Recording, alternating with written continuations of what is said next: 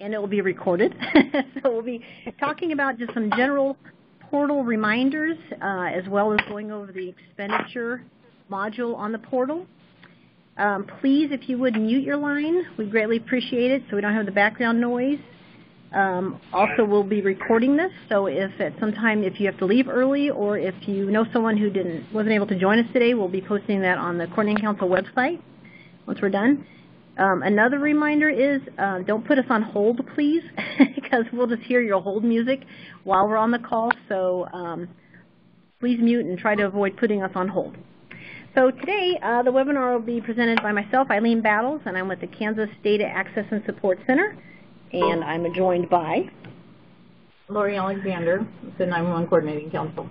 We also have Kelly Emmons from DASC sitting in with hosting the webinar. She is the mastermind behind all of the tools and scripting on the portal. So we'll focus on expenditures today, but if you have other questions or things about the portal beyond expenditures, we will be looking at the chat window throughout the webinar, so feel free to send in your questions as we proceed.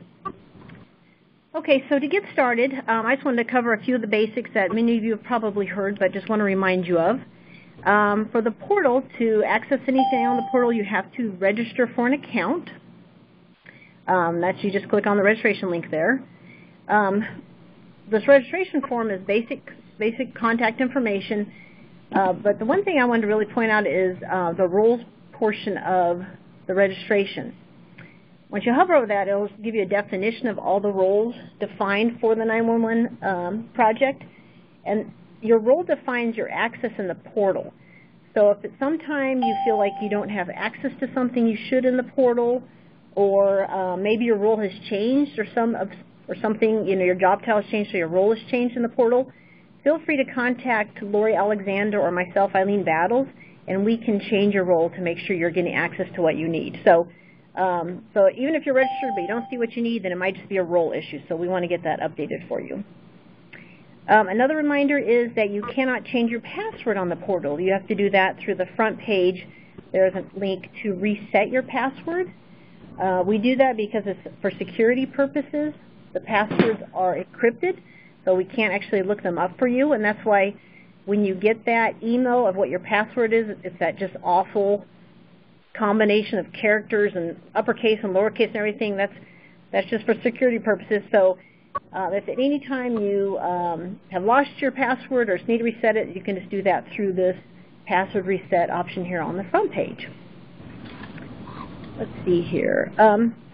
So once we log into the portal, I think just a couple things I'd like to point out. First thing is please make sure you keep your user profile updated. We use that to contact you for various, for announcements or communications or important information. So please always make sure your email address is up to date, your phone numbers, as well as your name and title and organization and everything. So you can keep that updated yourself at this in your user profile. And if you or anyone on your staff is leaving your department and your account needs to be deactivated from the portal, then please contact Lori or myself, and we can deactivate those accounts for you. Okay, well with that, I just want to do my introduction there, and then I'm going to hand it over to Lori Alexander, who's going to go into more detail about expenditures. Good afternoon, everyone. So we've built out a new expenditures layout, well, Kelly did, on the toolbar here. Instead of going to admin like you used to and locating your expenditures, you now just start over here at expenditures, and then I would recommend just starting at the top and working your way down. Obviously, you're not going to see everything that's on here. I have administrative rights, so anything that's in admin, you're not going to be able to see. So the first step is going to be your revenue and balance. So we've added a couple things on here. I guess just one thing. We added this area for you to upload your, and I don't know what every different agency calls it, a journal, a register of what your account was for the year. So in 2019, we're going to want to know, or in 2020, when you start filling this out for January, to have it done by March 1st, you'll need to click here to pull up your information. And I have an example here from a county. I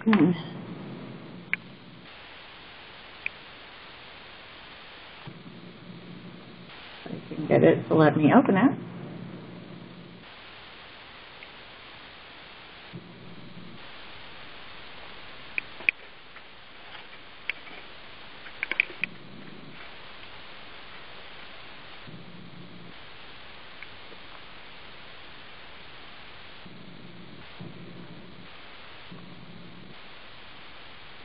So this would show all of the payments you've made out of your 911 account, what your balance was as of the 31st of December of the prior year. This ledger is what we will need to have you upload here. And this is just a verification of what you've said in your report. When you're filling this out, you need to have your any pre-911 money that you had in here, and your landline account would go in this box, and this would be the balance that was 12/31 of 2019. Any pre-911 wireless fund balance would go in this box. The amount of money you took in 2019 that you received from the 911 council will go in this box. Any interest you received on your account in the interest box, and the other reimbursement would be any other money that was deposited into your 911 fund. It could have been that you had to pay back some money to your 911 fund. That would go in the other reimbursement. And then the 911 fund balance is what your balance was as of 12/31 of 2019. And this will all change over after the 1st of January. Once you have all of those filled out and you've uploaded your file, you can hit save. And then your next step would be to go on over here to your expenditures. From this page, though, we've had a few people that have asked about being able to pull reports from your revenue and balance. And you can do that. If you just go down here and filter, you'll pull up your PSAP, and then you'll either export it to a CSV file or a PDF by your PSAP. And anything that you've entered over the last several years will show up in that spreadsheet. If you need help with that, you can always call me, but it's pretty easy to be able to pull those reports yourself. Your next step, though, after revenue and balance is going to go to expenditures, and we've got a link here now to do that, or you can go back up to the expenditures tab itself and then go down if you didn't want to go to that step next.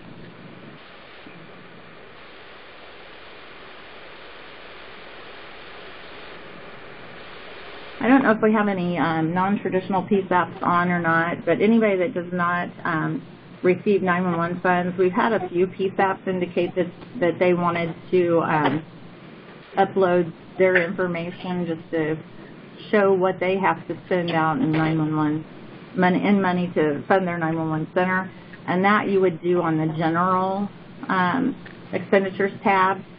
So that's what you're going to see if you're a non-traditional or secondary PSAP. So, and you're free to go in there and put those in. It does help us when we go to ask for more money. And that would also be the case. The general expenditure is also something that is something you can do for any PSAP if you want to give us that information. So on the expenditures tab, this should look pretty familiar to most of you. We have made a couple changes to this field. So if you are putting in for 2019, and I'll just kind of show you.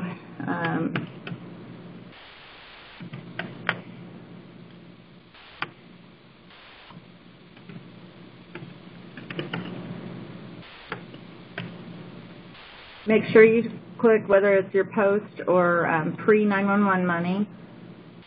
There are still some agencies out there using that pre-911 money that have some of that money in there, so make sure you specify what it is. And then you have to pick one of the 8 allowable uses. So if we were paying the 911 council for our phone system, I'm sorry I don't have my glasses on, that's going to be our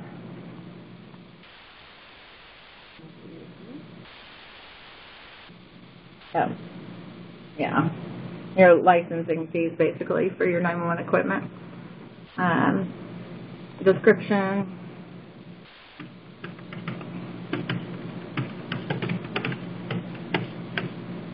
And there really isn't a reason to put any more comments on there to further clarify it. That should be pretty good.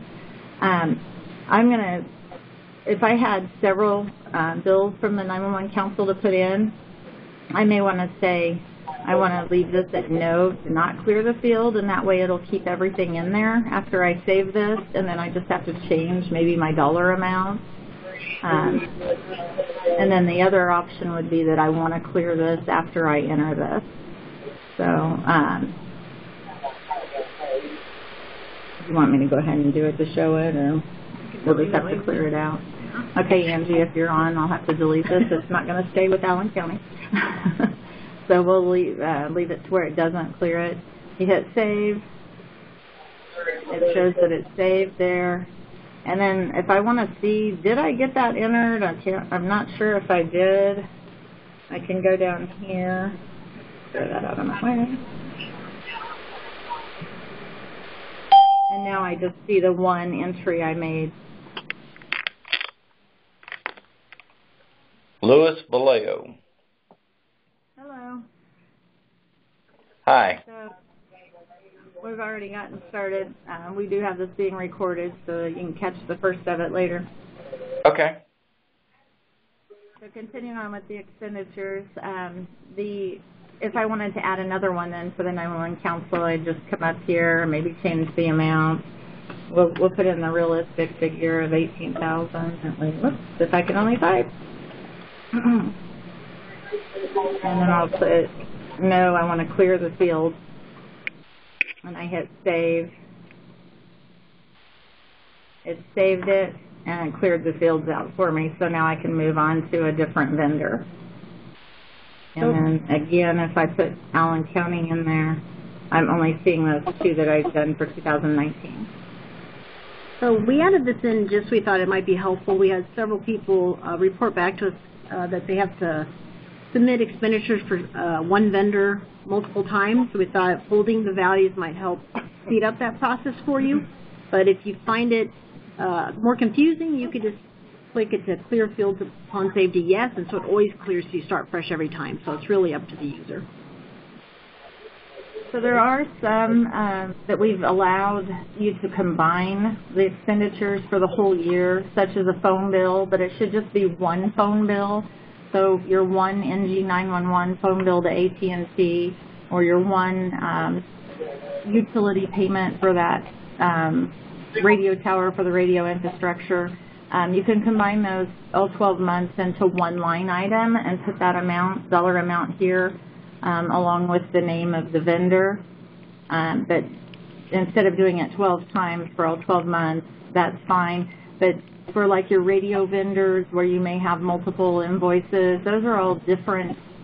They're not usually for the exact same thing, so we do require those to be separated out. Okay. So, that's... Hey, Lori, this is Wayne. Yes. What is language line one of those that's going to occur in that can be a monthly, even though it does vary monthly on the amount it is? You could total those because it's basically one. It's for one service, the language translation. Right. So you could add those into one line item for the 12 months. Thank you. That would be fine. So your next step then is where it's going to take you. I'm sorry. I have a question, Lori. So I know in sitting in meetings throughout the years, I've heard you talk about a lot about description and comments. What kind of information do you need in those fields? Oh, thanks. Good point. So very descriptive. Pretend like nobody in 911 is going to be looking at it. We do have an outside audit, so you need to think about non-911 people reading this and understanding what it's for, to know that it fits into one of those 8 allowable uses. So make sure that you're very descriptive. It's not just a phone line. It's an admin phone line for dispatch. It's a 911, NG 911 lines for dispatch. even on your radio towers, you know, that could mean many things. So what is it? It's the radio infrastructure for dispatch, you know, something to that effect, so that we know and completely understand what it is that you're putting in there. And then I have one more question. Can I pull reports from at this page for expenditures? You can pull reports from this page, and I did forget something too I wanted to talk about, was deleting or editing. So if I put this in here for Allen County, and I can, since I did it, I can delete it now, because I really don't want to put this in for Allen County for 2019. So what you do is just highlight the expenditure and then hit delete, and it says, are you sure? Yes, I am sure. I really want to delete it. And then this one here, if I wanted to edit it, I would click on it, click edit, and now what happens is it pulled that record up here into this table. So I can now go, oh wow, I don't pay the 911 council only $100, I pay them $18,000 a year. And I would hit save, and now it's going to update.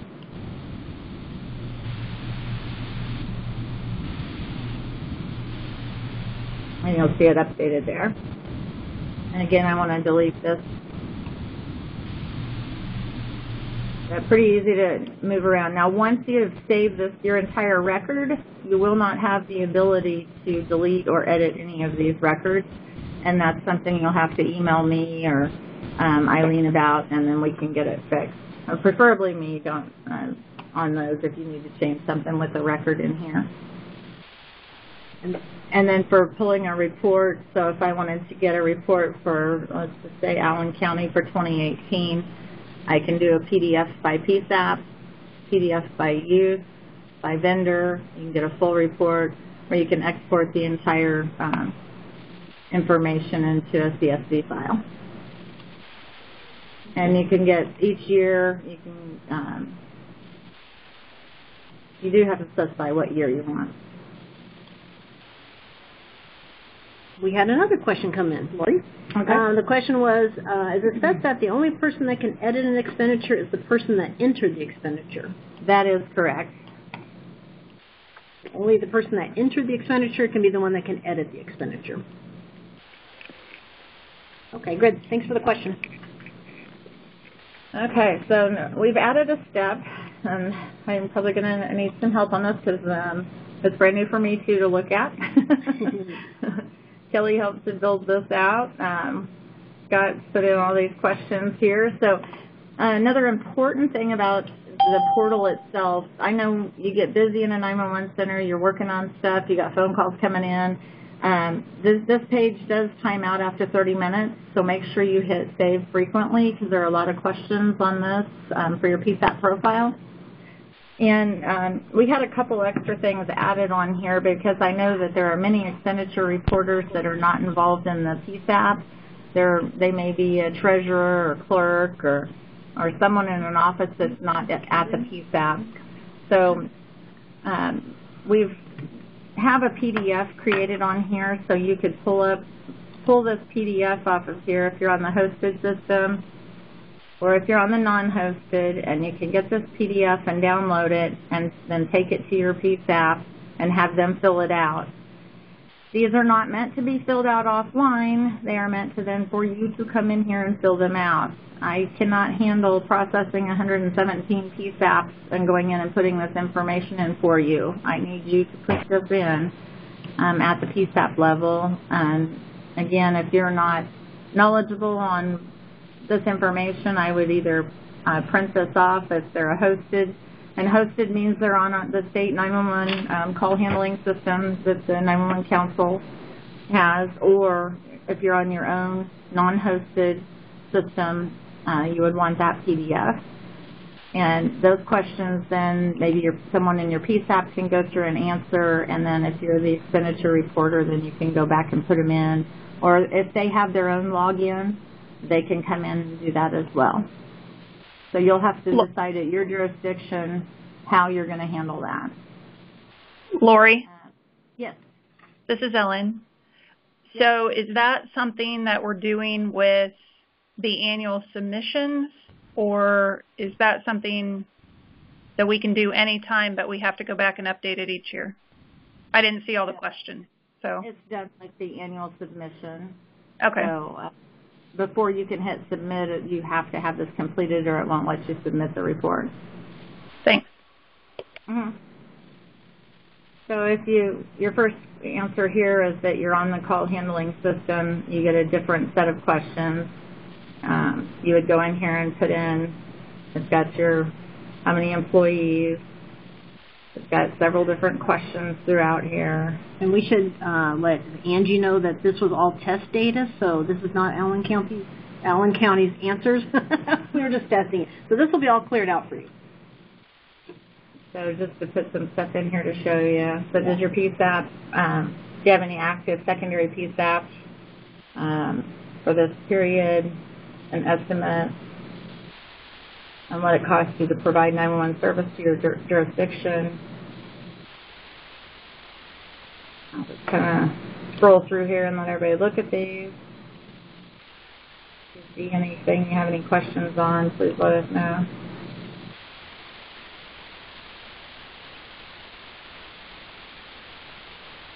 So we've had a few, we've asked some other than Lori, Scott, Kelly and I to test this PSAP profile, the questions, and give us feedback. So I feel like we've had a pretty good test group on giving us feedback on that.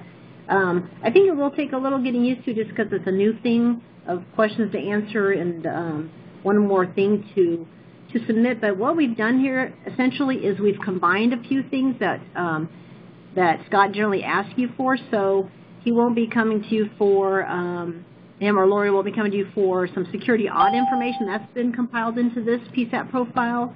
I think he also would regularly ask you for different FCC requirements or KCC, one of those requirement survey information. We try to compile all that so we're not reaching out to you multiple times a year to ask for this information. We thought if we could just integrate it into an existing annual certification or submission, that it would hopefully be easier so we're not, asking you several times throughout the year.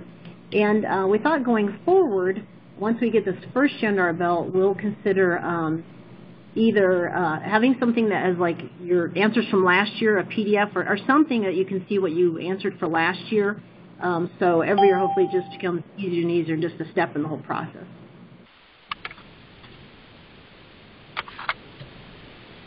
So that's what that looks like. We did try to build in as many vendors as we could find throughout the years. So there are vendors there for you to just go down and select instead of having to type anything in. If yours isn't on there, pick other. And then again, this does timeout, so remember to save. And then here's what the non-hosted. Now let's see if I want to go back here. No. It's not going to let me because you guys built that in, right? Or did it change? It changed, yeah. There it says on this. I need to wear my glasses, sorry. Yeah, it changed, and you can see there's different questions.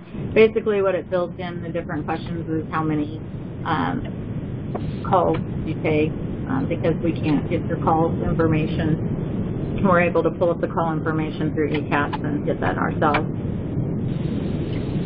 if you're on the call handling system. And then it talks about the next generation 911 planning and implementation. Well, these are questions we have to answer to the FCC about all the PSAPs in Kansas. So again, by entering this in the portal, it's all being stored in a database, a secure database behind the scenes, so it's going to be a lot easier for the coordinating council to be able to pull information and run reports on this information versus having a separate form for security audit and a separate form for the FCC questions. It's all compiled into this one profile. All right, then it's going to take you, when you're done with this, over to the annual submission.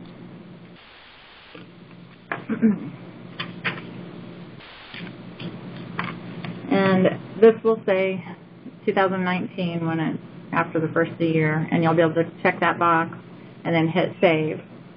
What should happen then immediately when you do that is you'll get an email telling you, thank you, you've completed your report. Now here are 5 expenditures that you'll need to, that are ready for audit to pull an invoice for and upload. So we've put in here, go to the Issues tab here. So that would be your next step.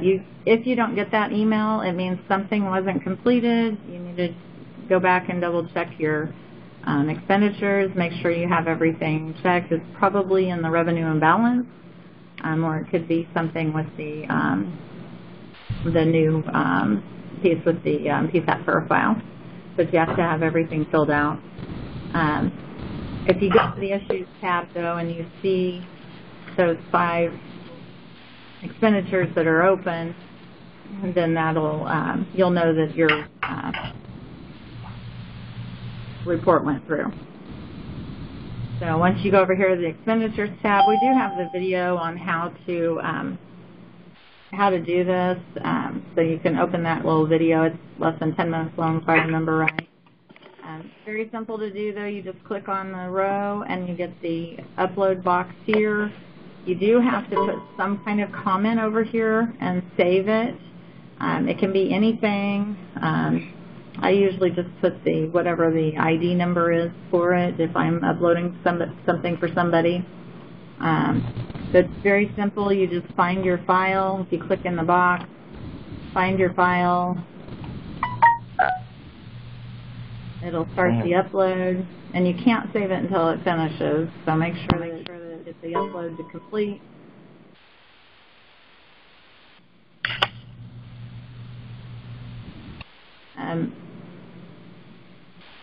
I'll comment on that in a minute. And then type in your information, hit save. And if it's something you don't want to put on there, oops, clicked in the box. You can click remove to take it off and get the right file. And then you just repeat that with your next one. And you can kind of make sure, did I really get the next one? Yes.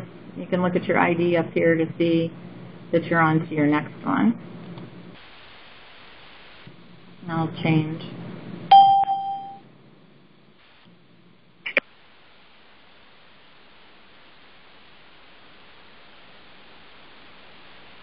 I think that's pretty much it with the expenditures. I did want to point out under the Expenditures tab, we do have a pre-approval process, and we've had a lot of you using this, and I appreciate that. Thank you so much. So if you have any questions on what is allowable to spend your 911 funds on, come in here, type out your question. If you're doing it on behalf of someone, you can do that here. This is where I'm trying to go back in and put questions that have been asked of me just in an email, and so I'm trying to go back in and build these out so that we have the database filled out with the questions that have been asked. And then if you have an invoice or something that goes with it, you can just upload that invoice. Again, it's real simple. Just click on that box, upload your invoice or any documentation that you have that might further clarify what the expenditure is, and then you hit submit. Anytime you hit submit in here, I guess I shouldn't say anytime, the majority of the time whenever you're submitting it for it to go through to get out to me or Scott or Eileen or whoever, you should get some kind of an email back to you to show you that went through. If you don't get that email, then something didn't work right. And this system does work best on Chrome, so if you're able to use Chrome, I highly recommend that. Edge works fairly well too. Lori? Yes. Hey, this is Raymond. Hey, Raymond. Back there a little bit, you had the cost benefits of the dispatchers with benefits. That's new, isn't it? I think we asked that on the FCC report last year. But With that benefit. That whole table is new. We've put the FCC report in the expenditure process just to make it easier for us. Well, it's my fault I didn't get in on your conversation at the very beginning, so I apologize for that. But I didn't remember including the benefits as a cost. Yeah, it's now PSAP profile. So after you do your expenditures, just go to that PSAP profile tab, and that's where you'll put that information in. And that's all part of the expenditure report now.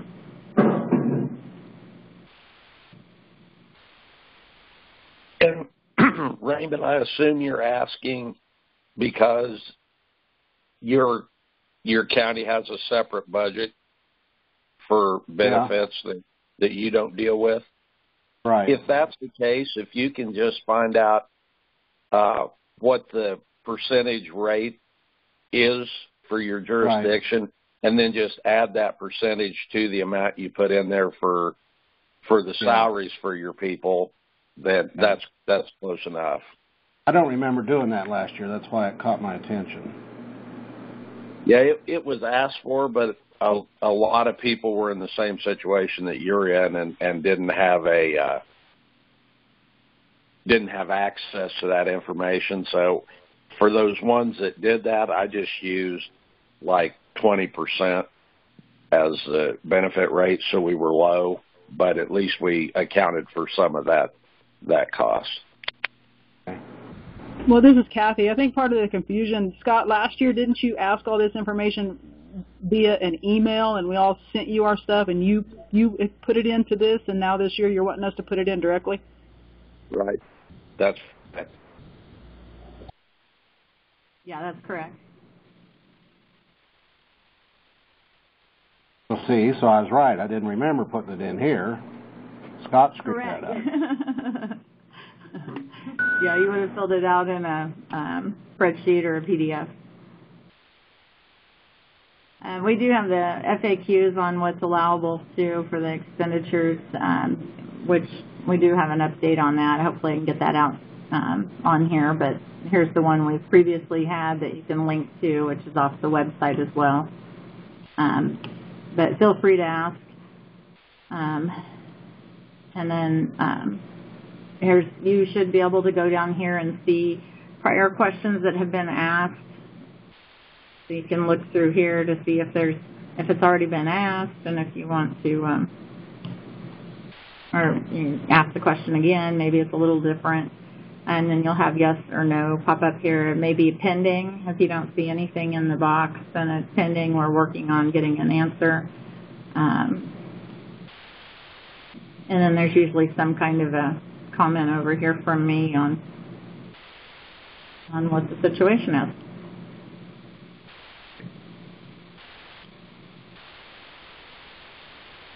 I'd just like to follow up to a question we had earlier about who has access to edit expenditures. So again, only the person that enters the expenditure can edit that. But if you fall into a situation where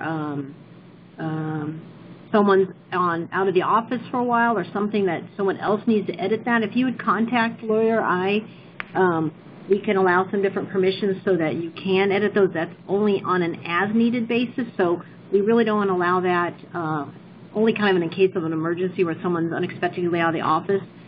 So just let us know that we're willing to work with you if you have a situation where you need to edit something, but the person who entered the record is unable to. And then one piece we're still working on is the appeal process. So if there is a pre-approval that's out there that you've asked about and you don't agree with our decision, you can appeal, as well as if there's an expenditure that we come back and say this is not allowable, we'll have the appeal process in here on the expenditure where you can then request to go to the full council for to review, and then if you want, ultimately it could potentially go over to the Office of Administrative Hearing. I just had another question. Someone asked, they said they logged in and they tried to view the PSAP profile and they can't see it. We've not actually released this module yet. We were still finishing up some testing, but it will be released before the first of the year. We just needed to clear out some test values and just finalize a few things. So yeah, you will not be able to see PSAP profile yet, but you will by January 1st. Good question. Do we have any other questions? You can either submit them on the chat, or if you'd like to, chat might be the best way so we don't all talk over each other, but feel free to ask any other questions at this point. Raymond has another question. Go ahead. All right. Already approved item, so that's not an issue. I want to pay for it out of my budget. If I am, say I'm $1,000 short, say it's a $6,000 purchase and I only got $5,000 in my budget, drawing the other $1,000 out of the 911 funds, is there anything special? Can I just include that invoice that was for the full amount, but yet I'm only showing $1,000 towards that invoice? So on your expenditures, when you're putting it in, you would just put in the actual amount you paid with your 911 money, and then if that invoice is one that's asked for and you upload it and there's a difference, I would just write on there that the $1,000 came from your general fund. Okay. Thank you. Uh-huh.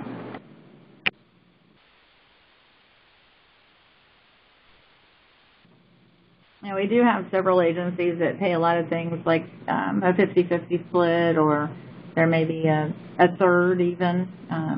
I've seen some come in with a third, so they'll write on there a third of this was equals this amount, and it was paid with 911 funds.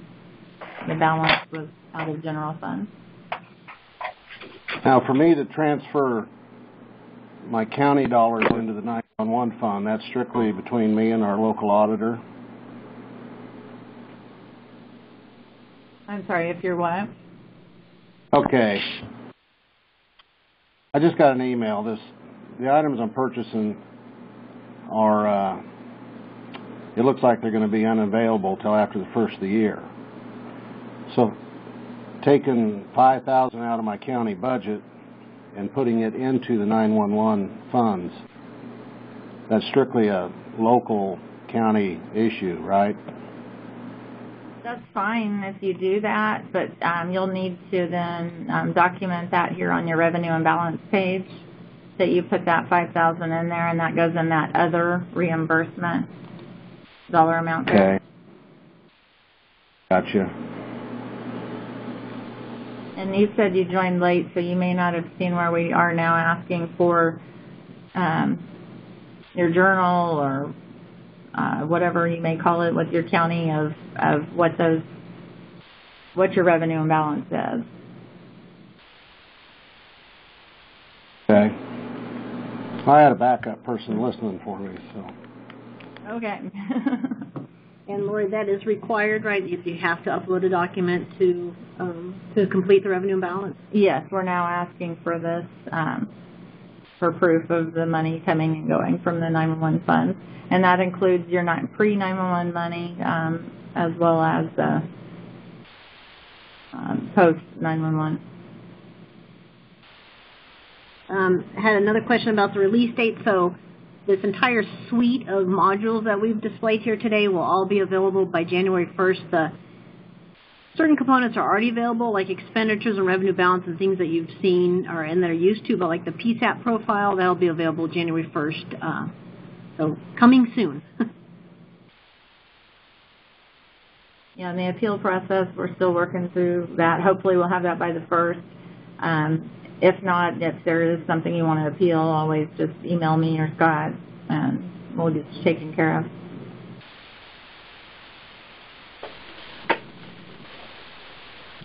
Nothing else? Any other questions?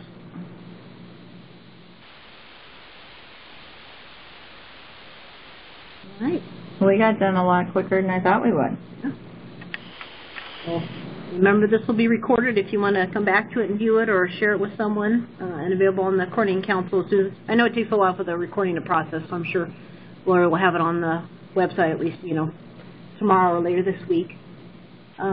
Always feel free to contact us. This is Eileen Battles talking again, so if you have any questions, portal usage or anything like that, more of the expenditure content would be more Lori's department, so we're always available, so let us know. With that, I'd just like to say happy holidays to everyone, and we really appreciate your participation. Thanks, everybody. Thank you. Thank you. Bye-bye. Bye-bye. Thank you, guys. Great day. Bye-bye.